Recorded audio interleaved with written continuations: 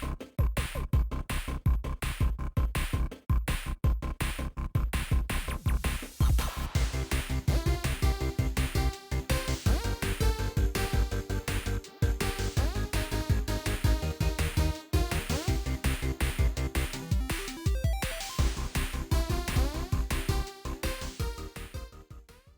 everyone, welcome back to the channel. In this video, you guys are probably tired of seeing anything involving my Apple IIs, right? And God, I've also been doing a lot of stuff with floppy drives, haven't I? Well, you're in luck, because in this video, I've got my Apple II GS back out. And we're gonna see if we can get this non-working, broken Apple II GS drive to, well, read and write floppies so we can see it boot the correct operating system off floppy. Why not? Let's get started. Okay, so here's the drive we're gonna be taking apart. So specifically, this is the double density 3.5-inch drive that came with the Apple II GS. I believe it was compatible with the 2C. And I think, don't quote me on it, but I think you could technically use this with the 2E and the 2 Plus if you had either the Liron card from way back in the day, which is a pretty hard to find and expensive add-in card for the 2 line, or the, I think Big Mess of Wires has a modern equivalent, the Yellowstone card. That these might work with the 2 line, but I think you also need some other things to make that work. I'm not 100% certain. I haven't dug too much into it because realistically, why would I if this drive doesn't work, like I said in the intro? So we're going to take this one apart, and I'm going to show you why it doesn't work. And then we're going to get into the, well, hopeful way I can get this to work with the 2GS. But again, I might be way wrong in my thinking, so it might cause more problems. But just take it apart.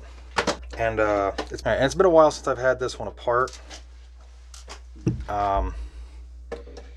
Just because of the fact that once I found out that it was basically not working, I put it back together as best I could and just set it on my shelf for right now. But now that I got the 2GS working and the 5 1/4 drive working and everything else working on it, I kind of want to see this thing function.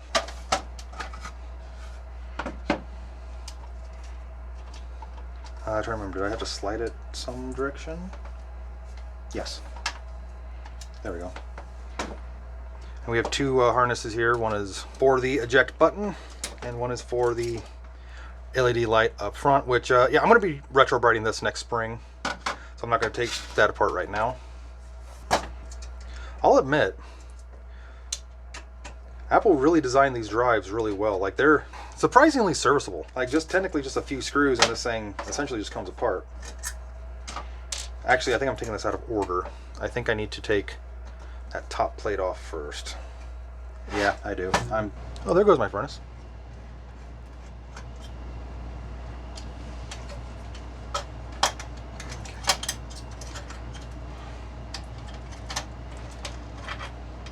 We have the cable, which is a 19 pin to 20 pin, but you cannot plug this into a Disc 2 controller card and try to make something work. There's the wires across or something. Gotta carefully unhook that ribbon cable and pop that out. And yeah, there you can see why this doesn't work. See if I can get it up close up. Not only has it got a broken screw, a screw that's partially out, and that copper strip right there is tweaked and bent, and that is why this thing does not work. In fact, I don't even think it ejects the floppies correctly. I think it's got some stickiness to it, a little bit of corrosion to it. But yeah, that is why this thing will not read. That's actually a very common problem with these style drives. Kinda. I want to explain that real quick. All right, so I kind of want to talk about what I mean by the copper plate here being bad is a kinda common failure point for these type of drives. Mainly because I was kind of warned this drive might not work when I got it, and that's kind of why I'd already taken it apart before and, well, seen the damage to it. So off and on earlier in the channel, I had mentioned, sporadically anyway, that I was early on I was trying to track down an Apple II GS. And this was before I found the Bell & Howell 2 Plus. And the reason was because I kind of wanted to get involved with some Apple II software, play some Apple II games, and I kind of figured that, well, why not go for the system that's arguably the most compatible and the most powerful, which is the Apple II GS. It would run all GS software, 16-bit stuff, plus it's backwards compatible fully all the way back to the original Apple II. So why not, right? Unfortunately, by the time I was getting into the idea of trying to track down one of these Apple II GS units, I noticed the prices of them on eBay, and they were very pricey even a couple years ago. So I had put the idea of trying to track one down or buy one on eBay or even locally on a back burner. And then around that time, I come across the 2 Plus and was able to play with some Apple II. And the idea was play with some Apple II software until it gave me basically almost 3 years worth of fits. But during that time when I was trying to get the Apple II Plus working, I had come across 2 Apple II GS systems. One I got free from a computer shop that called me and said that this guy basically brought it in for recycling. They didn't want nothing to do with it, and called me and asked me if I wanted it, and I said absolutely. And then a second one popped up that somebody was selling, but these 2 machines that I picked up were vastly different in terms of what all came with them. The one I got at the computer shop came with no RAM card, but it had a super serial card and another expansion card that I will talk about when I get to restoring the Apple II GS, and a single 5 1/4 drive, the keyboard, mouse, and the RGB monitor, and a couple 5 1/4 floppies. Several of them were games and productivity software. The second one that I got from the Facebook listing, long story short, the gentleman was one of those people that went around the state and got them from estate sales, school clear outs, storage auction units, computer store clear outs. I think it said school clear outs, didn't I? I think it did. And he ended up with dozens and dozens and dozens of Apple II GS units, and he was selling them on eBay fairly cheap. A lot of them didn't even have monitors. A lot of them just came with basic like monochrome Apple II monitors and stuff like that. So he sold me the Apple II GS, the RGB monitor, mouse and keyboard, fairly really cheap. And that, when I asked him, he told me that he got like dozens and dozens of them. And I kind of asked him if he had any 3.5 inch or 5 1/4 floppies drives to sell with it. That way I could utilize some software. And he kind of laughed and said, yes, but the problem with that is that the 3.5 inch drives that I have tested and cleaned and verified to work, I am selling on eBay for about 40 to 50 bucks because, well, they're pushing that price. He said, if you want to take a gamble, you can grab one from, and he points to a tote that's just stacked full of 5 1/4, 3.5 inch drives. He said, my kids and their friends were trying to help me out by gathering all my Apple II stuff from storage units, and they decided to just throw all the 3.5 inch floppy drives into one tote, not thinking that they were actually organized by whether they work or not, because a lot of the ones that were not working were coming from defunct computer repair shops. He said, if you want, you can grab one. He said, I'm not going to charge you for it. If it works, you save yourself some money. If it doesn't work, you're not out anything. You just have a dead 3.5 inch drive that you can try and repair later. So, brought it home, popped in a 3.5 inch floppy that he gave me a stack of some spare ones they had laying around. That was for the Apple II, and none of them read. So I took it apart to try and clean it, and that's when I saw the damage. Yeah, I kind of picked up a, a damaged drive. When I was Googling the damage here on the copper plate, because I noticed it, apparently it's a very common issue when people improperly clean these to lift the head up far too far high and basically bend and tweak the copper spring plate here. And once it's tweaked, it's irreparable.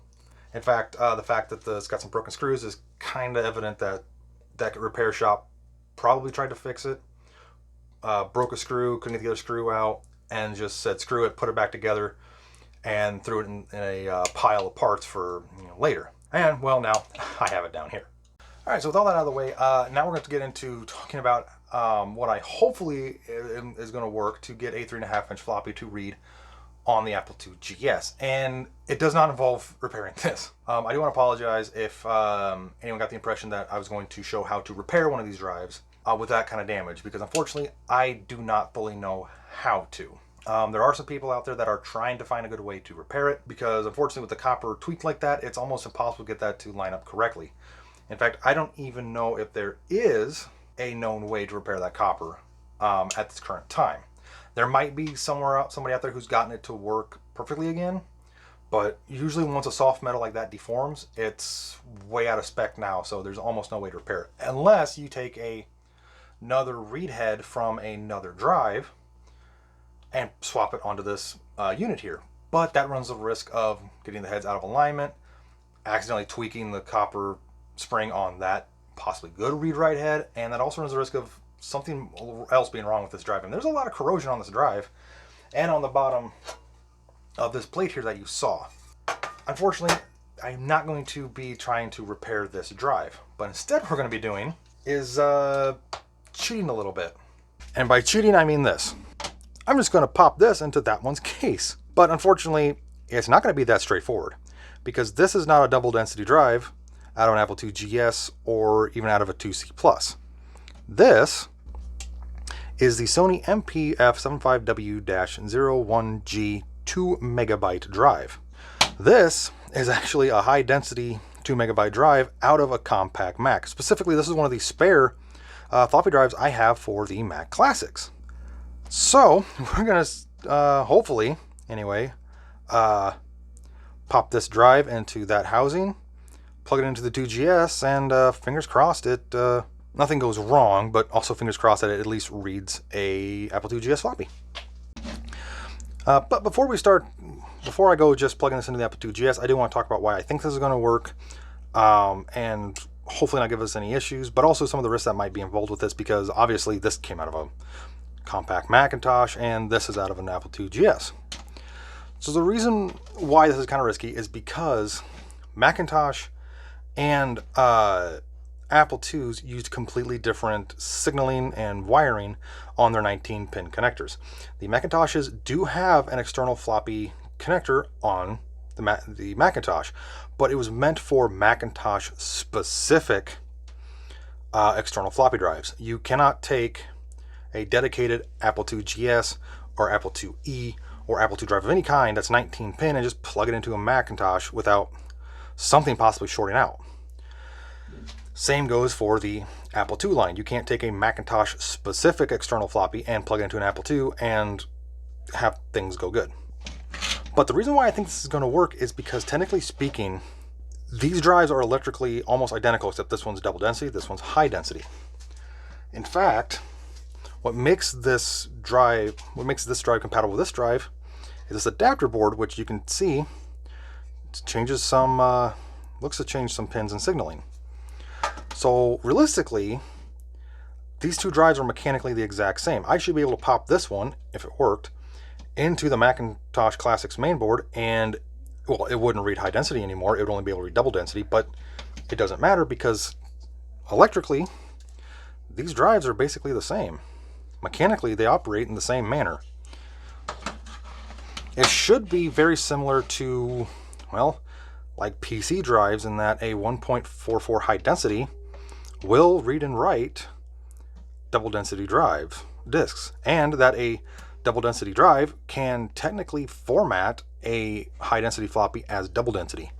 So this should be able to format, read, and write double density floppies, even high density as double density, because it's the signaling from the Apple II into this board that then converts it to what this needs to make it work. All right, but anyway, enough of that. We're going to plug this into this casing here with the cable, go plug it into my Apple II GS, and well, see if it'll do anything with the 3.5 inch floppy. Let's go find out. Okay, so I've got the 2GS set up right here. I've got the high density drive and the double densities casing here, and we're going to see if it boots, because he did send a few floppies that I have. So we have these are just copies that he had. So I don't even know if these work. I guess this is a stupid way of testing this, but we're just going to see. Huh. Okay, well that's... Ooh, it locked it up. That's not good. Ooh, there's a lot of corrosion in that casing. I hope this controller board's not... Hope that controller board's not fried. Okay, so just didn't lock up there.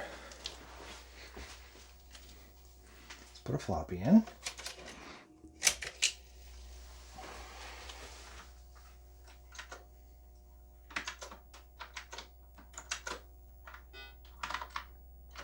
Is it 6? No. 305. Okay. It's spinning.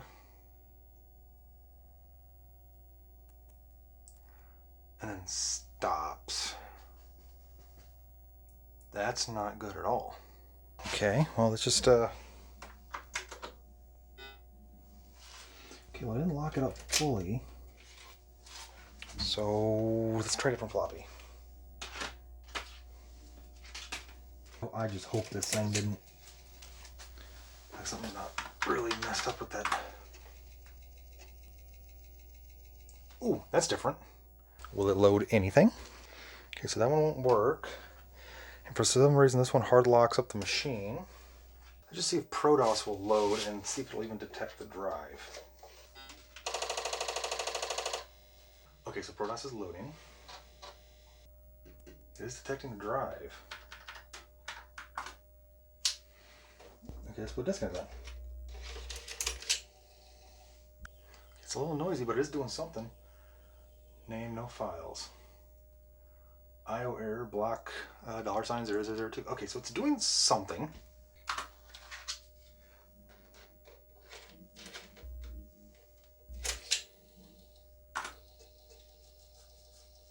Not a ProDOS disk. But these are some of the ones from that Apple II floppy lot I got a while ago. So it's, I want to see this thing read a disk. Name, no files, IO block. Okay. Of course, I could just be really dumb right now. I probably just need to clean that drive.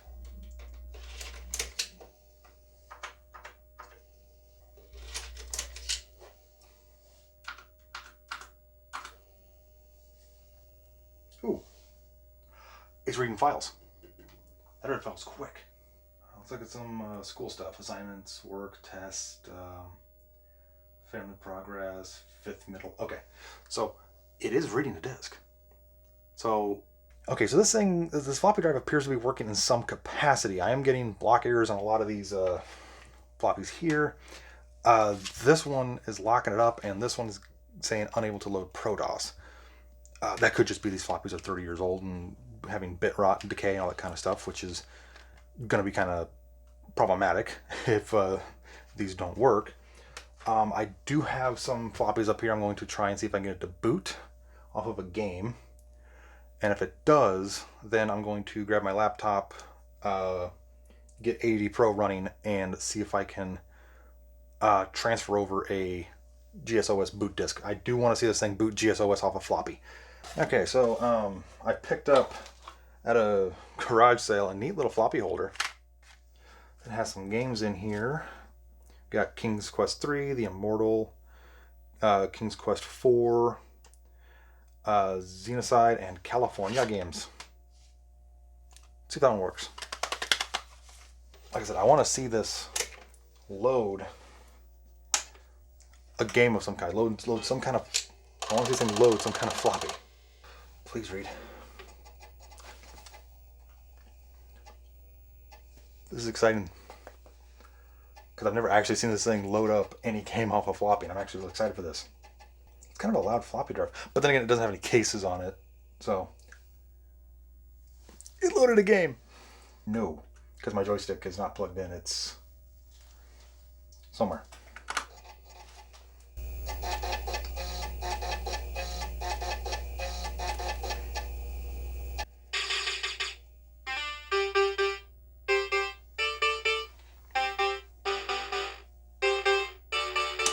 I had to shut that off real quick because it's working. It loaded a game.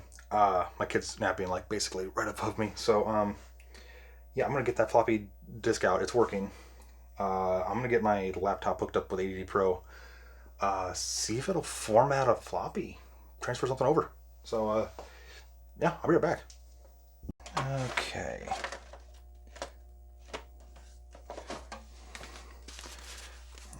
Okay, unfortunately my floppies got mixed up. Okay, I've got Super Serial Card installed. I got it set up in the control panel.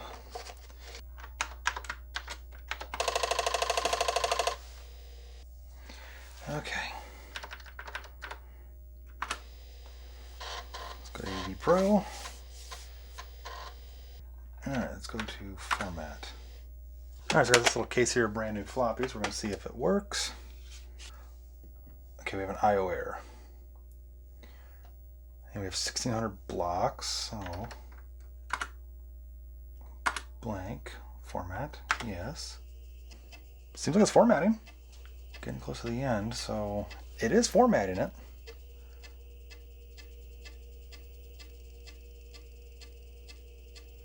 Is it actually going to work?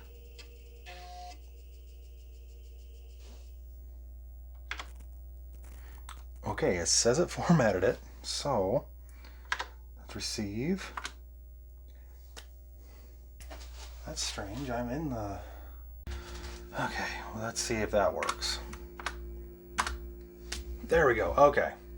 Now let's see if it'll do something. For some reason, the working directory for ADT Pro got changed to itself. I think I'm... Okay, to be fair, I was copying and moving around files and stuff on my laptop trying to organize some stuff, so probably my own fault. Let's just download. Actually, I don't remember what's on here.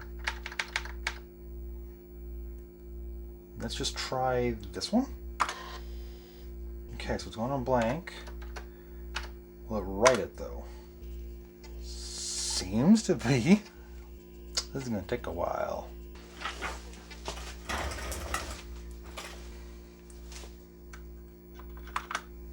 That's a different error.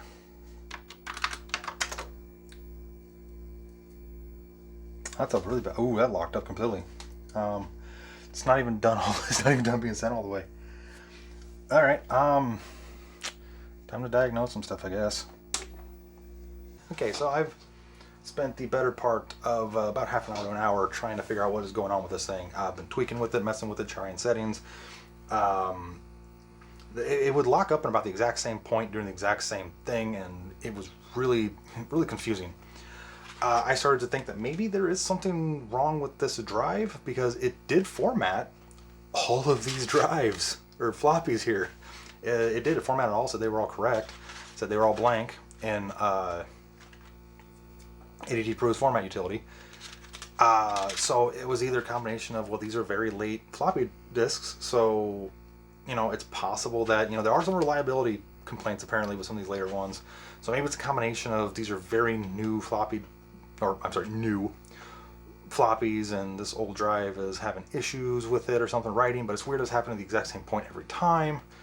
It would either do the grid thing, or it would lock up, or it would error out, or ADT Pro would give a fit, and I was about to just basically give up and just, wash my hands of this whole video, and then I kind of remembered something when I was thinking about it.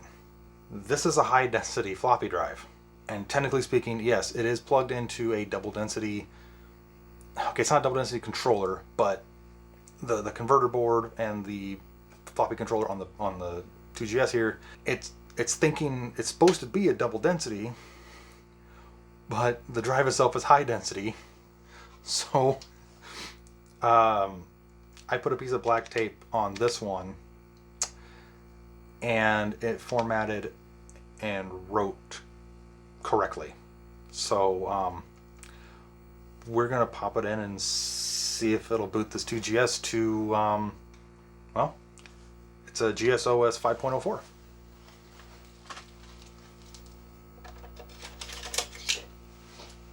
Fingers crossed.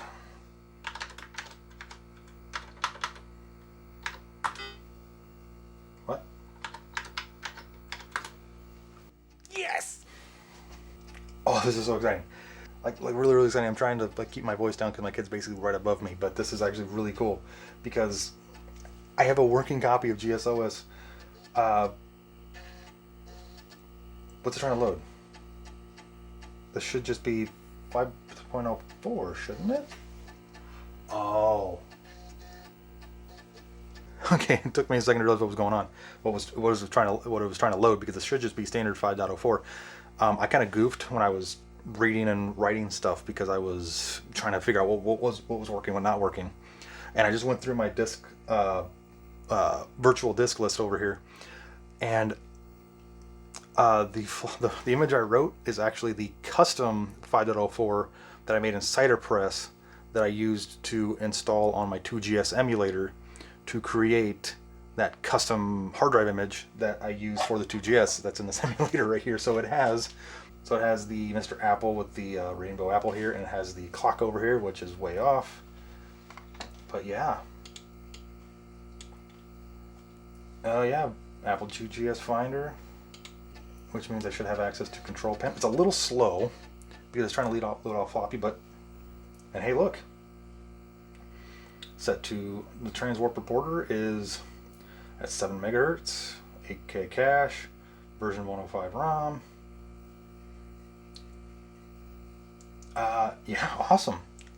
Okay, so now that it's booting a floppy now, I'm going to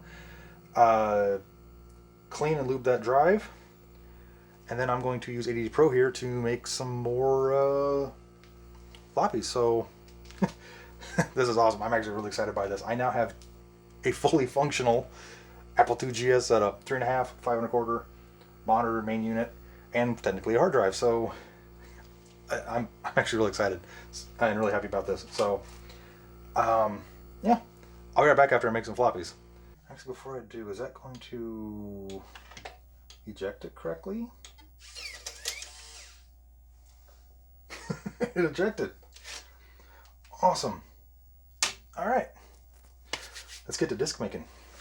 Okay, and as you can see, I've got the 3.5-inch drive here all cleaned up, put back together, hooked up, and it's working great, as you can see. And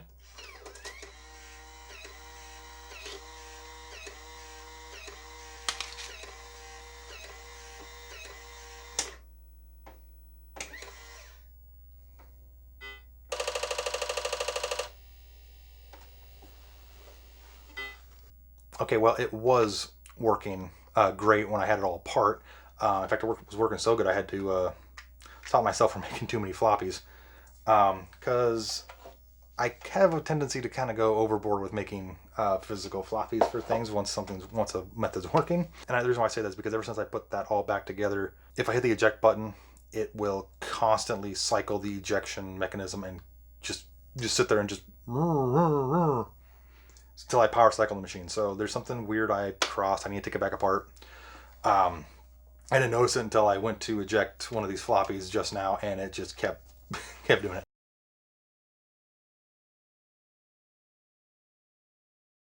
Okay, didn't lock up that time. PR number 5. Took a floppy. Yes! Okay. It's reading. Let's see if it reads all the way, because that was also one of the problems I was having. Okay. Jump drive. That is a lot quieter with that casing on it, though. Okay. Transwarp reporter.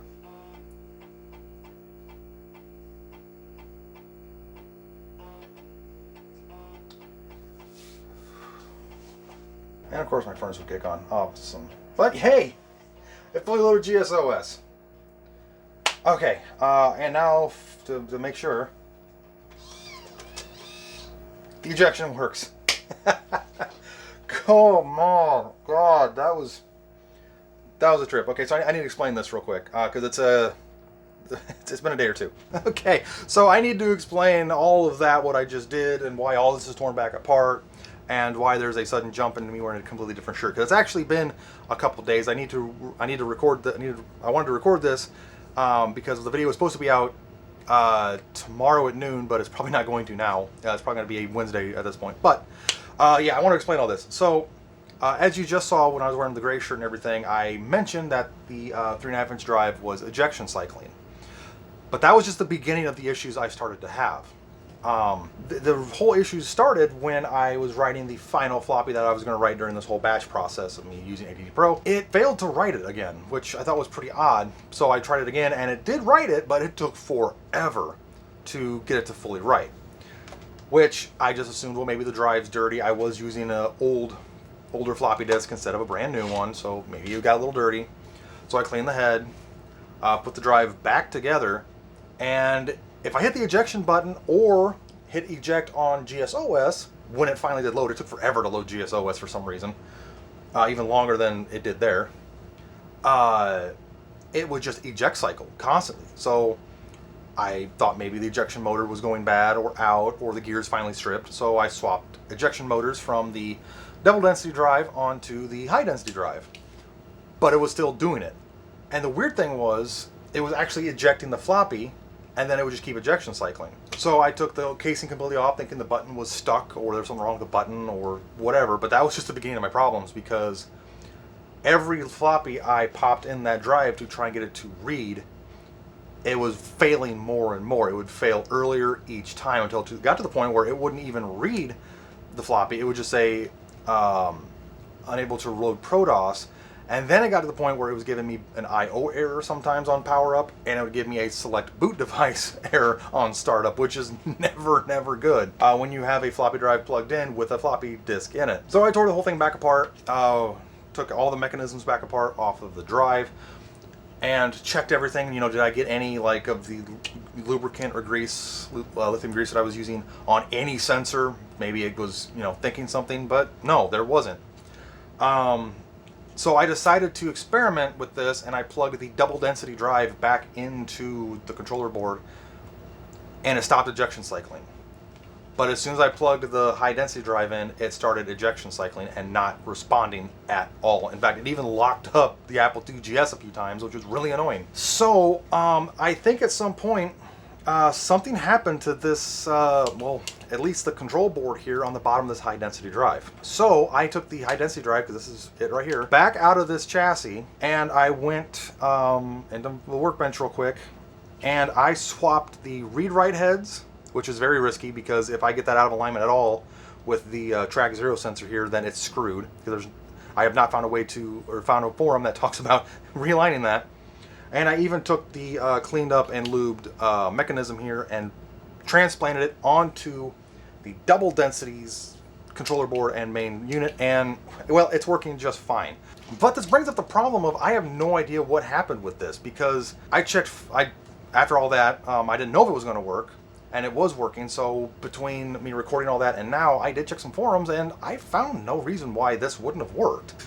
In fact, it technically did work. It worked for a little bit.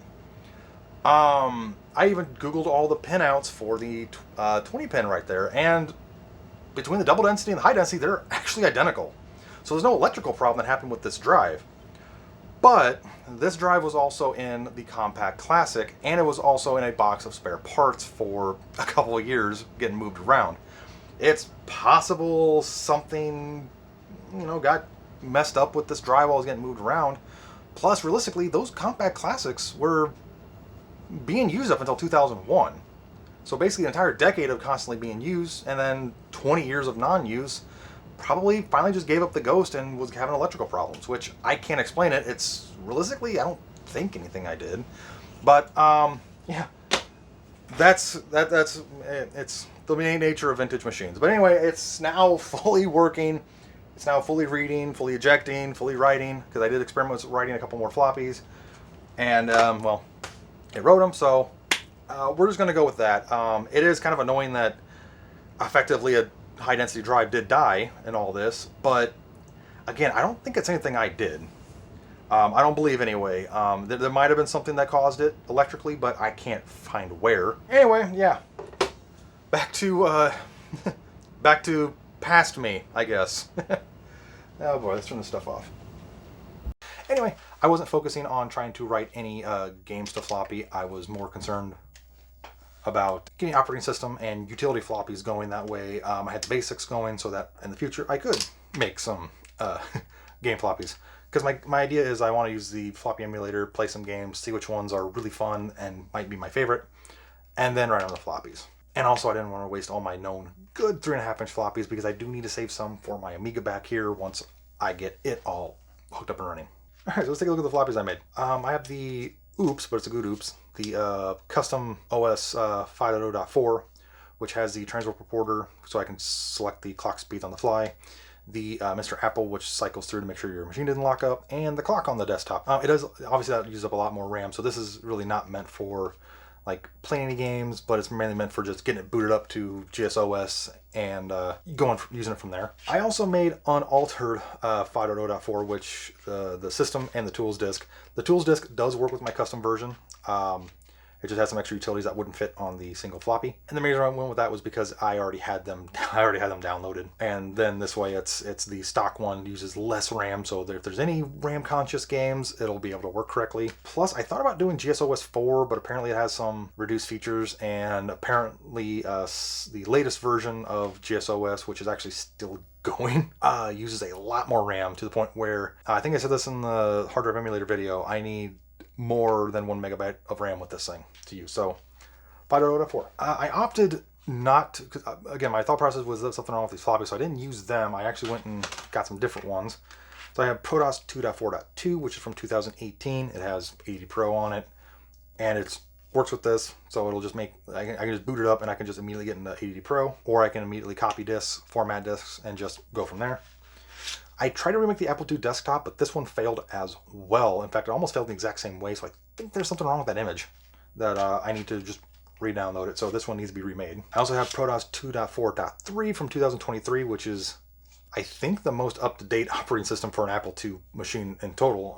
In fact, I think that even beats the modern version of GSOS 6.0.4, I believe, actually came out 2 years ago. So yeah, the most up-to-date operating system for an Apple II is 2023. And because 2.4.3 does not have ADD Pro, I downloaded the full version of 2.1.0, so I can just run ADD Pro on this.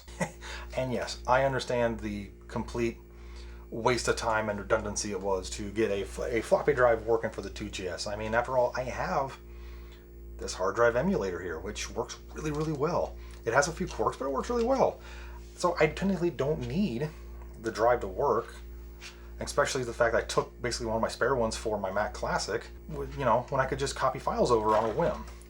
One of the main reasons why I did this was because, A, it's now a full Apple II setup the way it was when it came out new. 5 1/4, 3 1/2, you know, all of it, it's all complete now. It's a working 3.5 inch drive I can load actual 2GS software on. And that's kind of one of the places where I'm at with my, you know, retro collecting is, yes, I love the modern conveniences, the SD adapters, the CF card adapters, the modern transfer software suites, and all that stuff. It's this stuff is awesome because it's breathing new life into these old machines and making them a little bit easier to get into, especially for younger collectors, you know, that are even younger than me. I'm at the point with my retro collecting that I love handling physical media. I mean, obviously my game shelf. I love the idea of using optical media. I love the idea of using magnetic media, cartridges, and yes, even cassettes on the VIC-20. I love it. It's a neat little temporary trip back in time to how things originally were, because 30 years ago there was no, oh, I'll just copy and paste a file and it'll be there. No, you had to actually think and worry about RAM space and floppy space and all this stuff. And it's something that, yeah, even using cider press, which is a modern way to do this, you still have to be you have to be aware of that kind of stuff. But yeah, that's the that's me doing a cheating way of fixing my 3.5 inch drive here. Obviously, I'm going to tear that one apart and use it for parts, or even see maybe if there's a way to fix that copper spring and some way to get it to read or write again. I mean, who knows? Maybe somebody will come up with a method in the future. I know there's some people that are working on it, so who knows? And at some point, I do want to find another one of these drives that's broken, so I can use that as a case for this hard drive emulator. There's a 3D printed thing that looks really small and cute, but I don't know, I think it'd be kind of neat to have another case on top with that sitting on top, so you can just get the SD card in and out. But anyway, thank you all for watching this video. I really hope you enjoyed it. Put your thoughts or comments down below about the cheap cheating way I took to repair this and get the whole setup working. I mean, yeah, I know I could have tried something with that drive, but if there's any good parts, I don't want to break it more than it already is. You're going to be seeing the Apple II GS here in the future, because next spring and summer I do plan on doing the full restoration to this whole setup here. Retro brighting, cleaning, battery, and hopefully some upgrades. I would absolutely love to get the 4 megabyte RAM card or even 8 megabyte RAM card, and trying to play Wolfenstein. I think that would be a really fun game to play on here. I played the DOS version, but I think it'd be really neat to see a game that's really pushing the hardware of what a 16-bit computer can do. Obviously, I'd like to try and get the FujiNet or Othernet card, because I think it'd be really cool to BBS with this thing, because it would just be a trip and a half to see something that shouldn't be on the internet. Anyway, I do also have a poll up on my community page to see what video is going to be coming out next after this one, because the 5150 video that I've been working on for the past month, it seems, month and a half, something happened to it and it got deleted or it poofed or whatever, because it's not on my computer anymore. So I'm gonna have to re-edit and restart everything from scratch. So that's gonna take a little bit of time for me to basically get it all back to the way it was. So I do have a poll up to see what is going to be my next video, and I haven't checked on it in a couple days. So yeah, that's gonna be pretty fun, depending whichever video wins. And I should say there's going to be one more video with the 2GS that's going to be coming out in the next few weeks. That does involve me testing out one more piece of optional hardware for the 2GS, but I need to find the appropriate cable for it so that I can at least try it. But again, with that being said, again, thank you all for watching this video, and I'll see you in the next one. Thanks for watching.